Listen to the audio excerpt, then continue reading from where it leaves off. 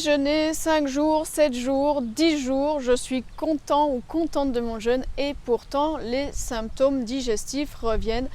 Brûlure au niveau de l'estomac, acidité, problème de l'intestin, gaz, fermentation, diarrhée, voire constipation qui revient tout de suite. Mais que se passe-t-il? On m'avait promis que le jeûne fonctionnait et qu'en 3 à 5 jours je refais complètement ma muqueuse intestinale et que je n'aurai plus de problème ni de perméabilité, porosité intestinale, ni de symptômes digestifs. Mais pourquoi cela se produit-il? Il est vrai que le jeûne fait un grand bien à l'organisme. Il permet d'alléger le système digestif, de refaire la muqueuse intestinale, de régénérer les cellules qui ont besoin de l'être. C'est un grand nettoyage. Ceci dit, en sortie de jeûne, les résultats ne sont pas toujours ceux que l'on espère, notamment lorsqu'on a de gros soucis au niveau de la sphère digestive et de l'intestin grêle ou du côlon. Et donc en sortie de jeûne, ce que je vous invite à faire, c'est vraiment à reprendre très lentement l'alimentation, à faire une reprise alimentaire plutôt longue.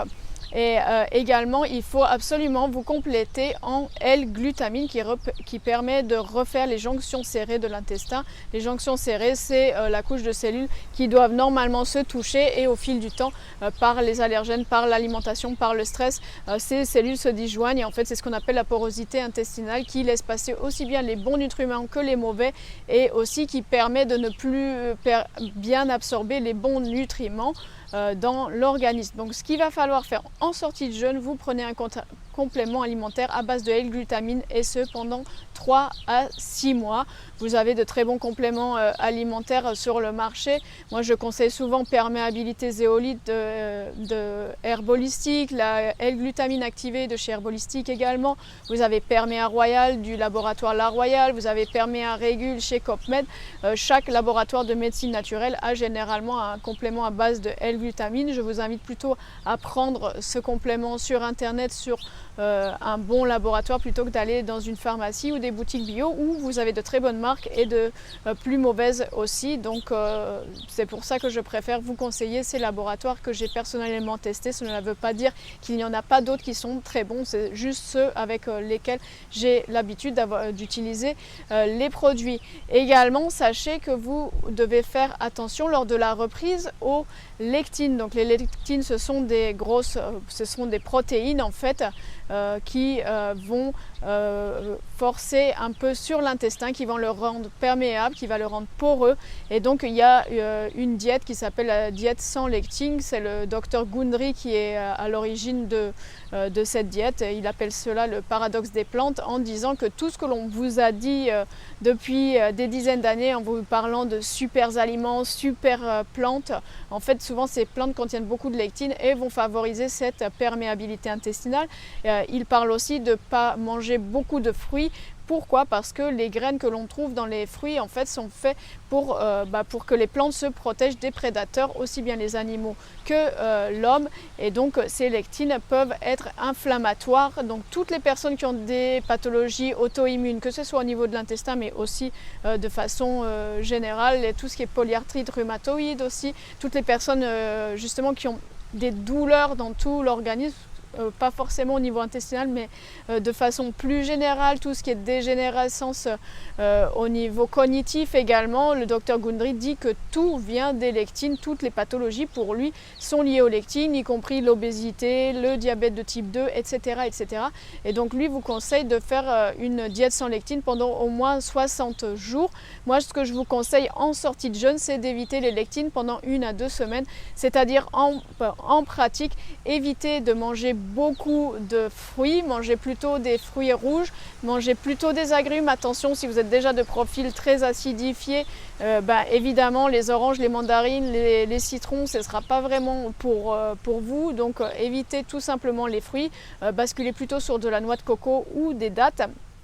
Et évitez dans vos salades de mettre concombres et tomates principalement, ou alors il faut éplucher et épépiner les concombres et les tomates, mais dans une première phase, surtout en sortie de jeûne. Si vous avez des soucis au niveau de la sphère intestinale, vous les éliminez, de même que la courgette, l'aubergine et les pommes de terre. Vous prenez plutôt des patates douces. Déjà, si vous faites tout ceci, cela va vous aider lors de la reprise alimentaire.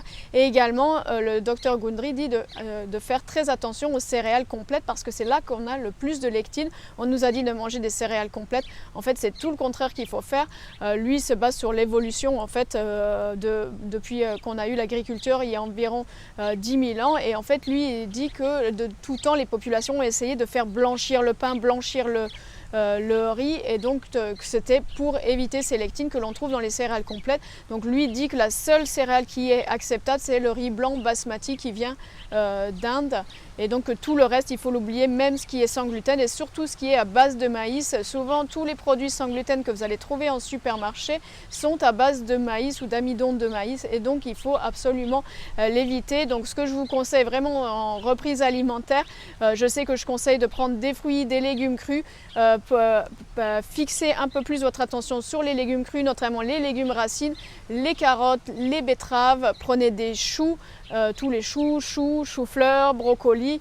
Attention, ceci dit, si vous avez des problèmes d'hypothyroïde, si vous êtes en hypothyroïde, ne consommez pas trop de radis et pas trop de choux, sinon cela va jouer sur votre thyroïde. Ceci dit, si vous compensez par la consommation de tartare d'algues tous les jours, vous n'aurez pas trop de soucis non plus sur ce côté-là. Donc focalisez plutôt sur des légumes racines en évitant juste la pomme de terre, passez plutôt sur de la patate douce, évitez les céréales complètes, évitez de toute façon les céréales. Si vous pouvez vous faire des petits beignets au déshydrateur de fibres déshydratées, des légumes de l'extracteur ou de légumes de bouillon que vous avez fait pendant le jeûne, c'est une excellente solution. Et sinon, prenez des galettes de coco que l'on trouve dans la marque Pain des Fleurs. Les galettes de coco sont celles que l'on peut vous recommander.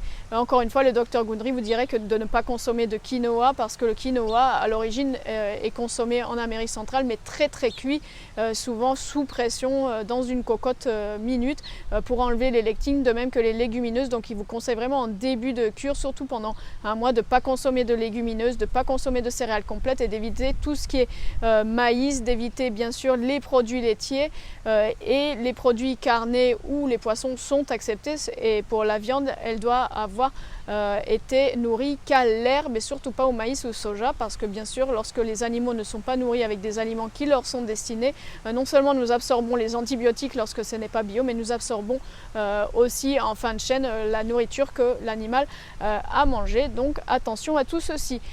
J'espère que cette vidéo va pouvoir vous aider aussi à relativiser en vous disant que ce n'est pas forcément un seul jeûne qui va aller au bout de tous vos symptômes. Peut-être il faudra refaire un autre jeûne, peut-être il faut faire un jeûne un peu plus long. Je vous conseillerais ceci dit de faire une bonne reprise alimentaire, de laisser quand même 3 semaines à 1 mois avant de refaire un deuxième jeûne, surtout si c'est pour des soucis au niveau de la sphère digestive haute ou basse.